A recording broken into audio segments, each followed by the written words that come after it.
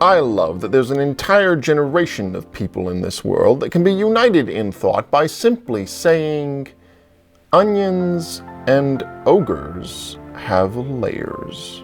And just like that, your mind is off, thinking about that good-hearted, gorgeous green grump instead of whatever existential dread brought you to my back-alley watering hole of faux intellectualism. Of course, I wouldn't want to get you too worked up by talking about such an objectively immaculate specimen, and how can I even compare to such an unattainable beauty standard? But I digress. In fact, I never even started. Onions and ogres aren't the only things that have layers. In fact, we often judge the quality of a creative work based on how proverbially thick it is, how much emotional or comedic weight can be packed into the words that are said or the image that you see, how many times you can look at or listen to it and notice something new. What can make something a work of art is the story behind it. The photographer who captures the hands of starving, syphilitic strangers, the artist who paints sweeping strokes of the starry sky to mask his inner sorrow. But even the structure of a work can be an indication of the thoughtfulness and totality of being that most good artists pour into their creations. My absolute favorite stand-up comedy special is Repertoire by James Acaster on Netflix. It's a 4-part series wherein each episode constitutes a methodical experience. James takes you down a winding road of what you think is just standard stand-up until you realize there's something more to it, a deeper level, layers.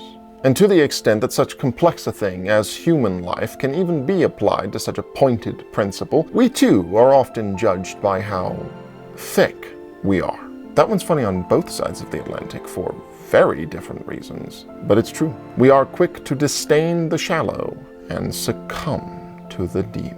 Realizing someone has more to them than their superficial exterior feels almost dehumanizing. Like, of course they do, but you still feel surprised and subtly satisfied when the thin veneer of shallowness falls away and the ocean of their raw humanity reveals itself. I think that it honestly has to do with the subjectivity of our experience, as most things with me loop back round to the fact that we are and will always remain completely isolated islands of consciousness, and it doesn't often feel that way. In fact, over several millennia, we've created an objective baseline of reality for each and every one of us to grasp onto as we navigate through life, led down your mental main street by those all-important measures of success. You know, things like your amount of money or family, your notoriety or fame. The long list of things you're supposed to do, not unlike a checklist of tasks in order to live life well so that you never even have to grapple with the eerie sense of pointlessness to it all. Like a rope stretched across the densely fogged field of your consciousness. And it's too easy to go through life never letting go of that rope, lest you realize your subjective lonely island circumstance and are forced to wrestle with the angst and dread that come with being lost in the fog. We like layers because they are indications that a creator or even just a human being have let go of the rope, even if only for a second, and questioned the reality around them.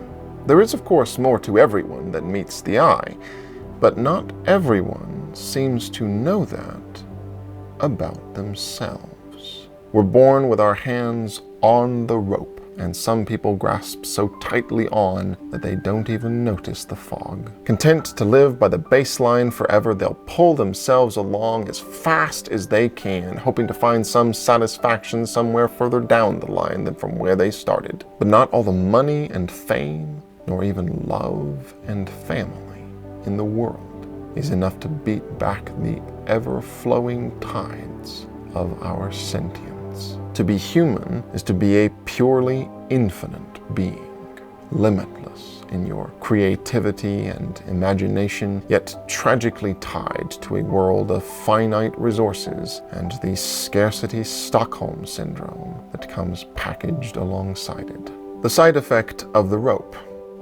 and thus the necessity of the fog.